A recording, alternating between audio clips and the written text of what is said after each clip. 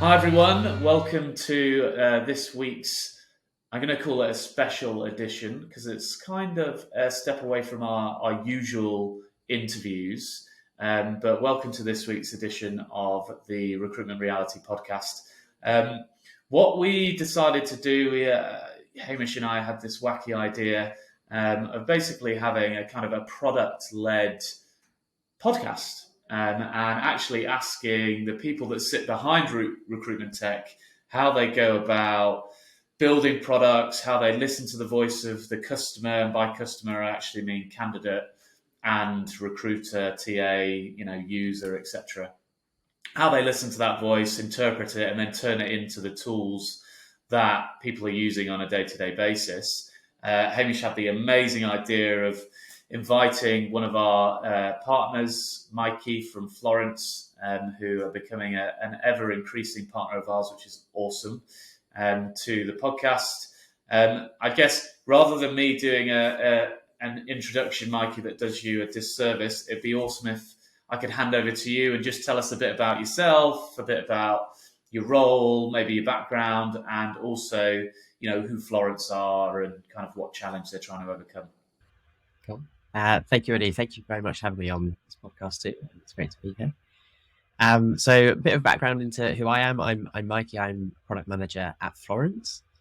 In terms of who Florence are, we are a marketplace in the healthcare sector, which allows care organizations to fill temporary shifts with care professionals. So where we kind of fit in the middle is they will post a temporary shift.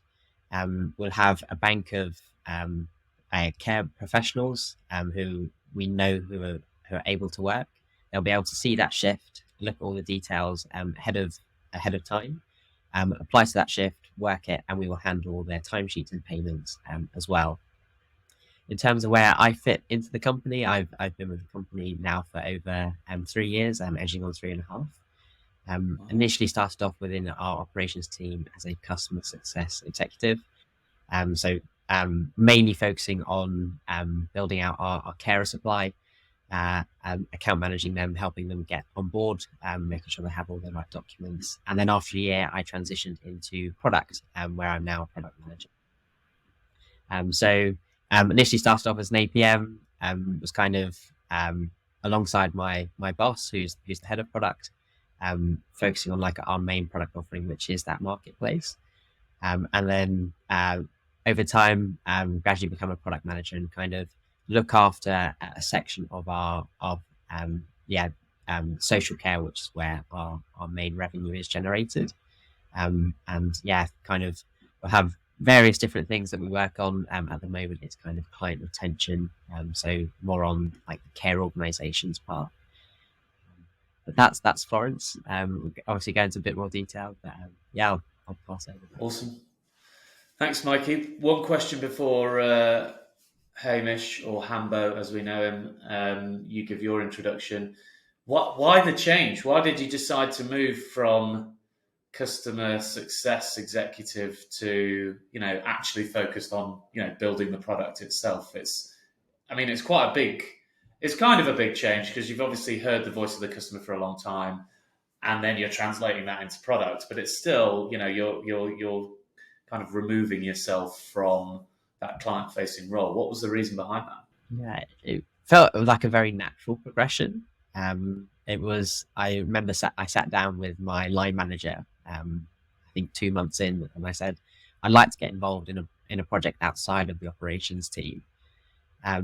I got in touch with the CTO at Florence and said, I'm interested. Is there anything I can jump on outside of like my core job? And within a couple of months, I started testing as like being part of like the QA process. Was in touch with like a lot of people within the team, and I think over time I got to see what a product team did, and I think that interest just generated more and more. And one of the product managers actually, I jumped on a call with him, and he said, "Oh, have you ever thought about a career in tech?" I was like, "I hadn't, but I'll have a look into it. It's definitely something I'm interested in." yeah, kind of had a look through all the different roles that were in the company, spoke to a lot of people, kind of got a flavour for what they did on a day-to-day basis. Um, Jumped on a few like intro to product management and style courses, and I think product management just kind of jumped out to me. Was like, okay, I feel like that's a space where I can go into and learn a lot. So yeah, kind of kept doing what I was doing, made sure I was kind of learning out like as whilst I was a CSE. And then before I know it, I kind of was offered the role as APM, and I've not looked back since. To be honest, it's been, And here you are now.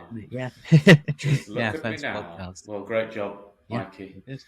Um, and so thanks for the insight. It's always good. Hamish, it'd be good to get a similar.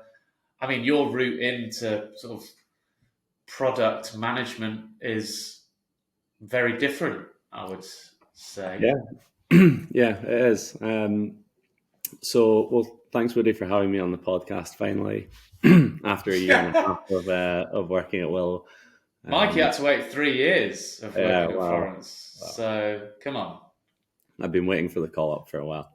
My name's Hamish. I'm currently head of product at Willow. Been here for about a year and a half, which seems to have flown by. This is actually the second startup that I've worked at. So I was previously involved in kind of starting up an e-commerce SaaS product within the automotive industry, which was really interesting because although e-commerce has obviously been mainstream for so long, it's not been within automotive. So we were really looking to shake things up, and it's been interesting even after moving away from that, seeing how that industry is kind of moving more and more towards contactless sales. So, but yeah, Woody, in answer to your question, my kind of route in was quite different. I graduated with a computing degree, so my whole kind of career, I suppose, was going towards software engineering, but I definitely found my area of expertise in kind of project management, product management. And to be honest, I've been doing that for 10 years now, I suppose, and loved every minute of it. So it's just a constant challenge. And I think some of the things we'll be talking about today around understanding customers and different types of users and everything, but also, particularly when you move into a startup, getting that broader approach or broader responsibilities of dealing with customers, dealing with users directly, dealing with the product team. It keeps a good amount of variety in the day-to-day job, so it keeps things exciting. Interesting. You're still our best sales guy, Amber, because everybody trusts you. Nobody trusts us salespeople. And I think what's really interesting, knowing your background and knowing your Clifford 34 Strengths relationship building capabilities, is I can see totally how you sort of started thinking you were going to be tech, computer science, etc. But then the excitement of actually sort of understanding the human element and putting that into product came together. Yeah. So I can see that really well. Mikey, I'm afraid I don't have the same level of insight into your personality or psyche, so I can't make a comment on it. Where I'd like to start is really it's quite a broad question, but the question I'd like to start with is what do you kind of find is the biggest challenges or challenge that you face within product development, specifically within the recruitment technology market? So not just broadly speaking, it's difficult to know what users want or whatever, but within recruitment technology, what do you find is like the biggest challenge? That is to either of you. That sounds like blind date, doesn't it? Still a blind. That's to contestant number one. Is that other than dealing with the demands of the sales team, Woody? Or yeah, that one is probably up there, I would guess. But yeah, so leave anything that could be damning to me out, Hambo. That would be great. Okay, I'll kick off, Mikey, if you like. Then, so I suppose it's hard to kind of pin that down to one thing. I suppose in product development, resource is always going to be a challenge. You've got so many different stakeholders who are actually interested in seeing changes within the product.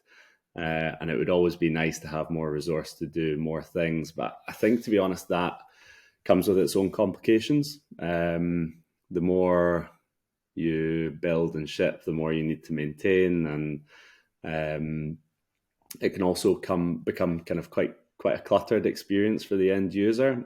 And so for that reason, I actually believe one of the biggest challenges within product development is maintaining simplicity as you kind of evolve as a business and a product. That's certainly a big focus for us at Willo anyway, is to maintain our simplicity. And if you look at any of our reviews online or anything, people are always talking about how intuitive it is, how straightforward it is for both a recruiter and a candidate. And that actually becomes quite a challenge as you start to make a product more feature rich. So, we can, if you want to, we can dive into that in more detail, but certainly at first glance, that would be the thing that stands out to me. Yeah, great. And I think that the funny thing about the feature-rich stuff is, from a sales perspective, we'll be speaking to a client and they'll be like, oh, well, such and such has this in their platform. And I'm like, okay, and do you think you'll use it?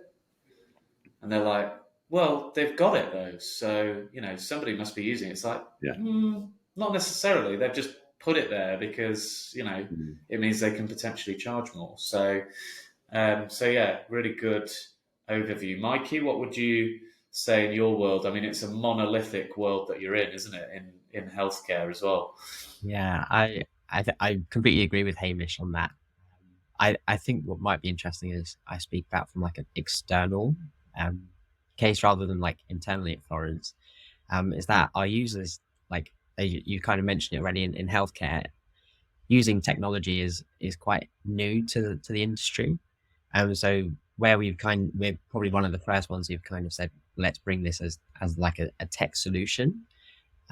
What we find difficult is actually getting both clients, so care organizations and care professionals, wanting to use it and like making sure that they are making it as simple as possible. You kind of know, as a tech company, the idea is to kind of take away that element of getting on a phone call and walking people through it. You kind of want to remove that and make it, as Hamish said, as simple as possible. But what we kind of find that even despite how simple we kind of make things, we'll always find that people are picking up the phone and they kind of want us to do it for them. So it's kind of a challenge. It's interesting. I've got a few like stories where we thought something's really good. It's like we've kind of explained it as well as we wanted. We've shipped it, and then people haven't bothered to read the copy. They've kind of just looked at a color of something and said, "Oh no, I'm in trouble. It's like a destructive color, it was a pinky red." So they've called us up to say, "Oh, am I in trouble? Like, what do I need to do here?" Rather than actually doing what they needed to do. So like from like an external point of view, it's like trying to eradicate the need for those that contact touch point effectively. Yeah, it's a challenge product management, isn't it? You've always you kind of need to balance different stakeholders and internally as well, making sure that. Do you think, Mikey, specifically in our context, within recruitment technology, those things can be amplified because it's the difference between somebody getting paid and not getting paid? It really is. It's their life basically. It's not. I know people can lose a lot of money from inventory management, but it's the company's money. It's not their own. So the customer in at least half of the customers in our world, if not the more frequent customer, it's the difference between paying their mortgage and feeding their kids and that kind of stuff. Do you find everything gets amplified because of that? I think so. Definitely the conversations that we always try to remind ourselves is like one of the company values, I guess, is put yourself in someone else's shoes. And you kind of forget that is the case, and you always have to remind yourself and be like, okay, it's we kind of use personas. What would this person do in this situation? So it's not just a group of people kind of talking about a problem and coming up with a solution. We're actually, people depend on us, which is it's quite what's the word? It's nice to know that people use that. Yeah, Or it's just, empowering, right? that's It feels good that your product is being used to eventually pay somebody's mortgage. yeah. So it's, yeah. I mean, one particular feature is like we send out quite a lot of push notifications. But what we found is that, like for us, like as a product manager, we think it's far too many, but workers absolutely love it because they know that that's how they're going to get paid. They can see this shift here and click into it and apply straight away. And knowing that difference as you're kind of building a product for the end user is so important. So yeah, it's definitely, you have to, it's a big mindset switch from what you think to what someone else who's actually using the product thinks is good. Yeah, good insight. And Hamish, it's a similar question to you, because I think again in our world as an assessment tool,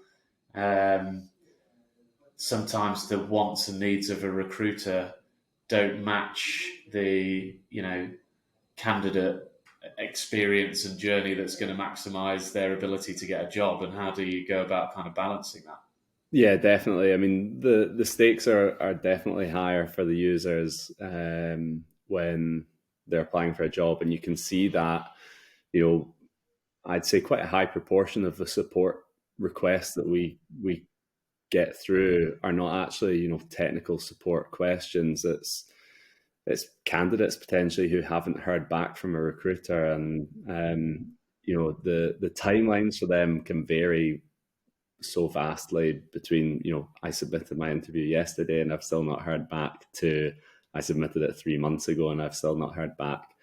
And yeah, so I would, in answer to your original question, I would say that it's definitely amplified in recruitment. Yeah. What? So how do you go about balancing that then?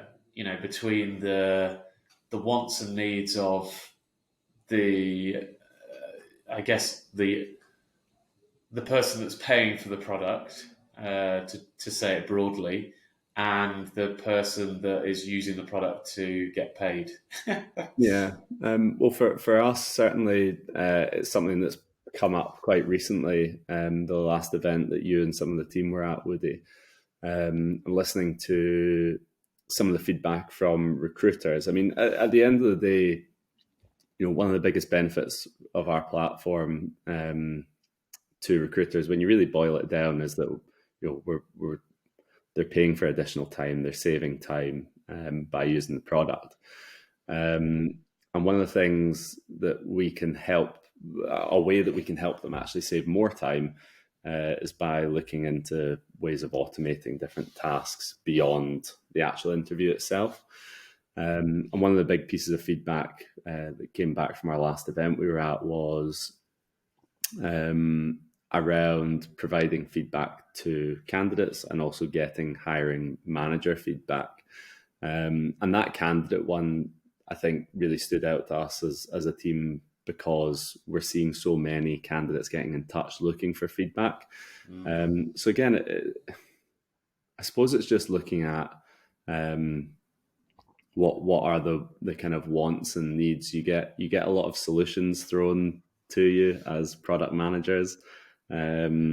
People always have an idea of how they want things to work, but when you actually boil it down to what the problem is they're facing, then quite often you can kind of take the understanding of both sides of the coin, the recruiter and the candidate, and come up with a solution that's potentially a bit more scalable and usable for everyone. And quite often that solution's already part of the platform, and you actually don't need yeah, to. quite, That's the one thing that I find fascinating, is people will request features without really exploring how malleable or flexible something is. Definitely. You can kind of get drawn into that. Yeah. How about for you, Mikey? How do you, managing the two sides of the coin. How do you go about doing that? It's interesting. I think as time has gone on, like when we were a bit smaller as a company, the emphasis was a lot more on like the care organizations. But I guess with any marketplace, you'll never find that equilibrium between market supply and consumer demand. So we'll obviously we have a lot of data to kind of make sure that we're targeting the right areas. So how we kind of measure is the amount of shifts that we fill across the company. So of course, if we've got thousands of shifts that are being posted, that's fantastic. But if we don't have the worker supply, then obviously we don't have the means to kind of fill those shifts. So it's a balancing act. It's not a case of that we'll say, all right, as a product, we're going to spend X amount of time just on clients, and we're never going to focus on workers. And it's the same vice versa. It's finding like what's like an overarching aim that we want to do. So it's kind of a weird one. We are focusing on client retention at the moment. But within that, it's how can we help retain clients, but we're also thinking about workers and how can we expect those workers to do the right things to make that client experience nicer. So it's an interesting one. We never like you can never just favor one or the other, because you'll just build something that's great that the other half of the marketplace won't use. So it's a balancing act for us. Would you say that's your North Star, Mikey, basically? Like how many, is that the bit of data that every month, if that looks good, you're like, okay, we're heading in the right direction, which is number of shifts filled? Yeah, it's kind of between two at the moment. So it's either shifts or like the amount of hours we fill. So I mean, you could have a 2-hour shift or a 12-hour shift. They're obviously not going to be the same. So yeah, we've always had shifts filled, but we're moving away into more like hours. That's cool. Yeah, I suppose because then it links to like the commercial side of things as well. So if you fill more hours, it's good for your business, it's good for their business, it's good for the individual, basically.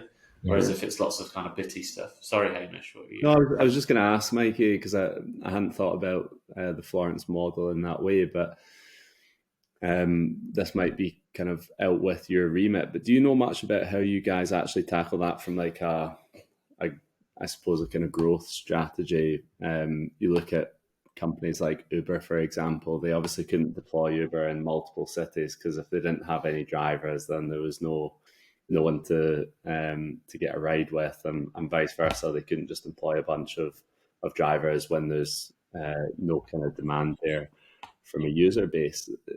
Is that a way that you guys have actually grown based on like geographical regions, or is it different areas of healthcare, or how's all that worked?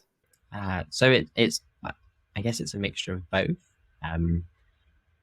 To start with, we would say like we'd have particular regions, and we'd kind of bootstrap it, put people on the ground, and like just basically try to onboard as many workers as possible, go out and speak to clients or care organizations and try and get their business. And then, I mean, as a company, as I say, you're balancing the amount of shifts that are posted, the amount that we're filling. You're kind of just building it from the ground up, really. Mm-hmm. I'd say like the pandemic time was like, it was shaky at the start, but then post pandemic, that was when we've kind of built some very good features over that time, and that's when we started to rock it. Cool. So it's I guess to answer your original question, we break it down into different regions. We would have certain people trying to onboard workers, onboard clients, and then kind of when you get that first few shifts or one shift, you've got those bank of workers to be like, okay, great, there's this brand new service, go and work there, and you kind of pair them up. I guess one of the things that we do is we make it extremely flexible for our workers. I guess it's a completely free app, and there's no obligation to work shifts. So we've kind of put the emphasis on you work where you want to. So yeah, it's making sure that you have enough workers within the area. Or if we need people to travel, we'll obviously ask, but there's no kind of real push to say you have to work on this day, you need to work in this shift. So Yeah. That's kind of how we target new areas. It's just interesting how that leads, like, kind of circles back to what we were discussing about with product-led growth at the beginning. One of the challenges you were talking about was the adoption piece. But obviously, if you could find a way to crack that, then moving into more regions would obviously be less resource intensive. I mean, we obviously have our own marketing team, which kind of boosts ad spend to try and get people in those particular areas. I guess we'll always have that problem of someone will sign up and they'll get so far, but then they stop. And so you kind of need that manual interference to say, oh, great, you're 80% of the way there to see shifts. You're so close, don't give up at this point. I guess obviously it's probably worth just confirming that we can't just send anyone into care shifts. Sure. Yeah. Weirdly enough. It does take a lot, like making sure that they have the right certificates and the right background checks. Nice. And how do you, so we've been talking obviously about this balance and like how to listen to both sides. I think from a candidate perspective, like you get more data generally, so you can actually see the behaviours more. If you were to speak to the other side of your equation and say, look, this is how I want to get your ideas for our product roadmap, and then flesh that out. How would you want that information to actually get to you? What would you do, and how do you listen to customers on the other side at the moment? I guess, are you referring to care organisations? Yeah, in your world, it's care organisations. I guess in our world, it's just TA, recruiters, etc. It's a really interesting problem that we've faced ever since I've joined the company is actually getting feedback from clients. We find as we've kind of got bigger, we have a much larger pool of workers that we can kind of get that feedback from. Clients, on the other hand, it's really hard to get like a care home manager on the phone and speaking to them, or even on a Google Meet or Zoom call. So how we've kind of targeted that in more recent months is actually getting out on the road and speaking to people face to face. It's quite easy to kind of not bribe them, but with like, say, we'll bring a box of chocolates, and they absolutely love that. And then you kind of have that conversation with them in person. You kind of walk them through the product, and as long as you make it like nice and open, and it's not like what's wrong with the product, they're very good at telling you their problems. And like as a product team and as a company now, we kind of have a repository of some good feedback that we have, and we'll write up every kind of client visit, and then obviously we'll kind of use that qualitative data to say, right, we have this problem. How can we solve this across not only like our typical care home client, but other service users? So whether it's just like support work, which is someone just needs help buying some food from the shop, trying to build that product as we become more diverse with our clients as well. Which I'm not entirely sure from your side. I know I had a conversation with you, Hamish, before, but we're obviously like an agency style type of marketplace, but for like your more internal recruitment, it'd be interesting to know how you kind of speak to those TAs. And so we're actually very fortunate in that we have some very engaged users who are always keen to give us feedback.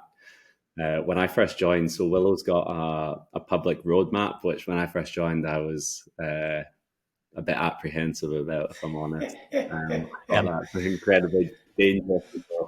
Managing all the different stakeholders. Yeah, exactly. You're going to have to build all that? That's crazy. Yeah, and you know what it's like. Priorities change, and if people have this expectation of delivery, I thought that's going to be a job in itself, managing that. But actually, it's been a complete revelation. the tool itself ties into our project management system. So, as we update timelines, etc., within Jira, which is what we use for ticketing and everything, it updates the public roadmap. People can subscribe and stuff, and they get updates dynamically when things change, when we post updates, when we're making progress, when things go live. So again, you don't even have to manage the kind of, Mikey asked for that feature, or who else was it that was interested in that. We can just subscribe them for updates, so they can subscribe themselves. So that's been amazing. I think just to kind of layer on top of what Mikey was saying, as far as, there's part of it is getting feedback.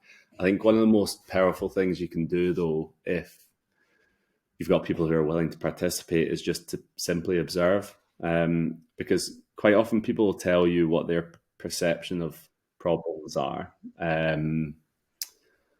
But they don't necessarily, Mikey, you said a lot of your users are quite new in using tech. They might, as a result, be going through like really manual processes that you could very simply streamline and automate, that would remove a huge amount of friction from the process or add delight. And that's the two things that we're always trying to do, is either remove friction or add delight from our users' engagement with the product.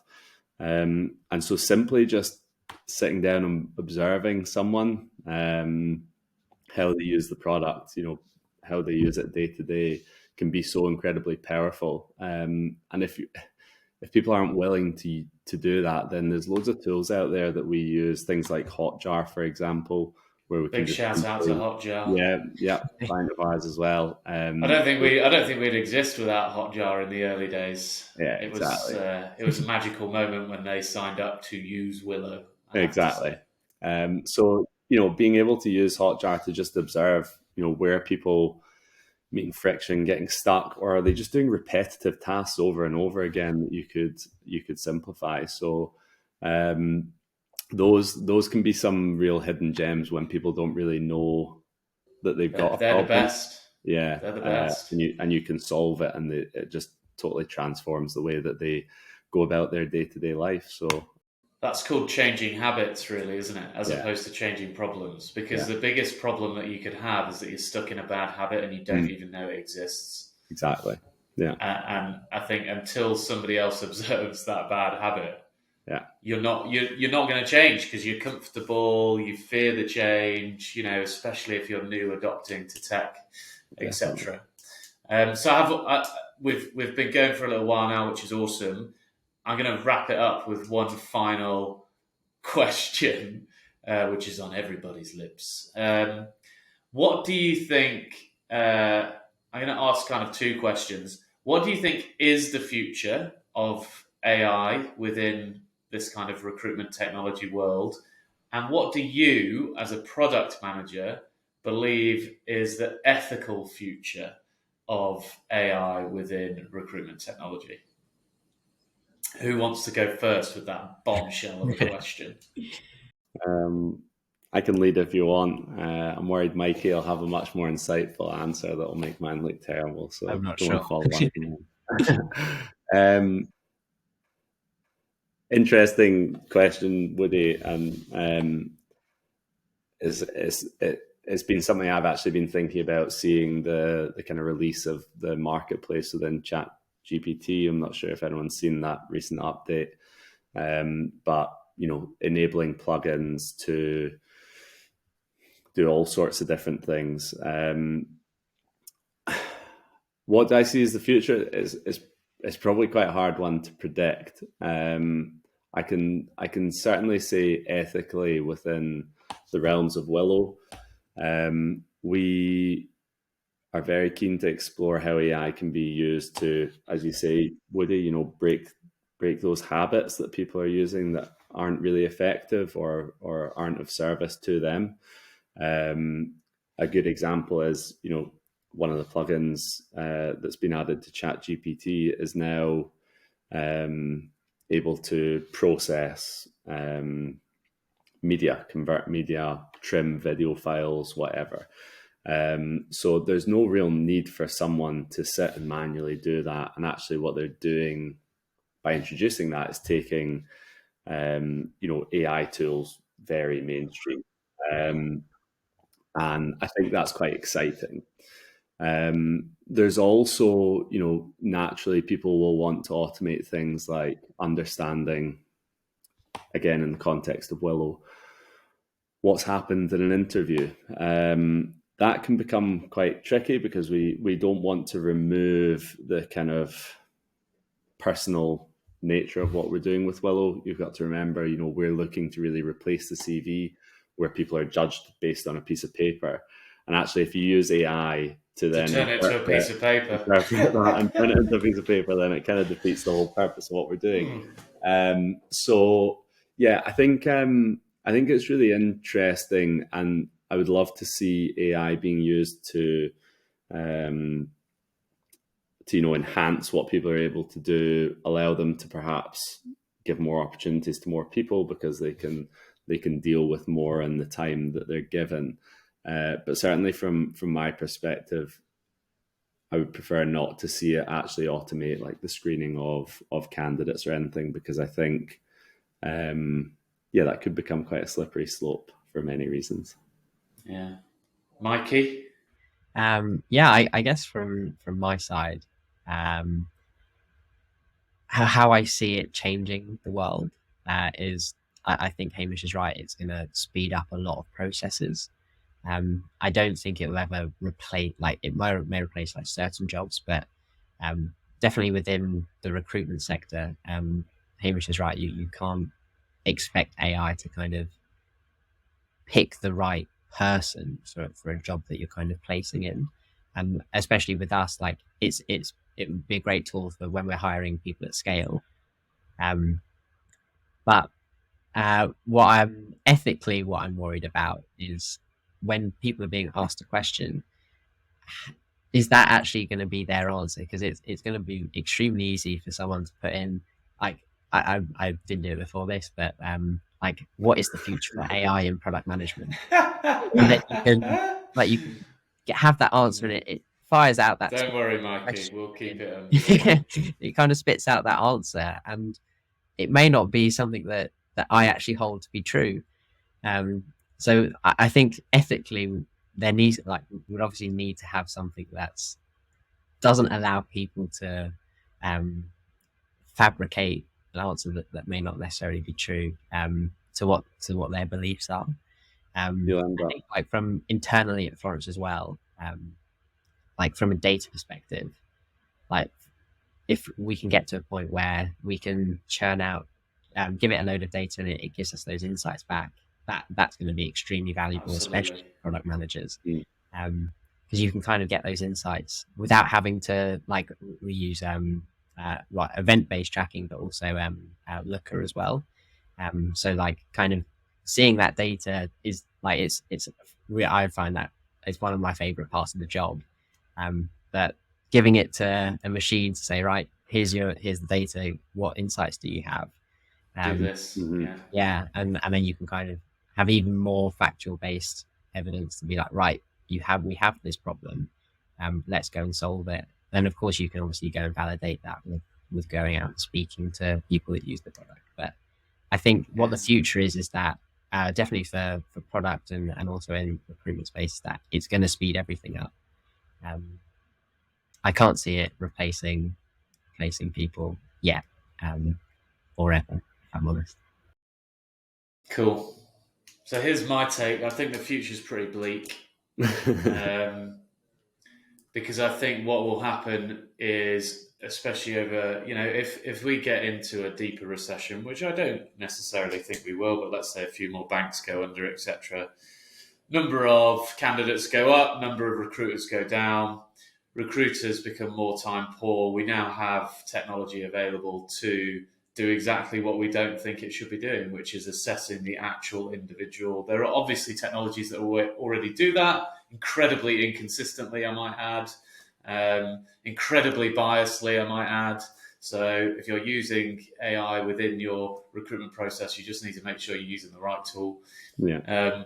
So from an ethical standpoint, I'm genuinely worried about that. I think really interesting point, Mikey. I think you're going to end up with candidates using AI to give answers, AI assessing the answers, saying, oh, this was generated by AI, so AI just assessing AI. It's like, what's the point? So I think ethically, what things that I'm excited about is things like being able to automatically tag in a video where somebody talked about a specific subject, so that you don't have to go through the whole video to go, this is the part that's relevant. So it's actually just enabling the time save, not removing the human assessment element.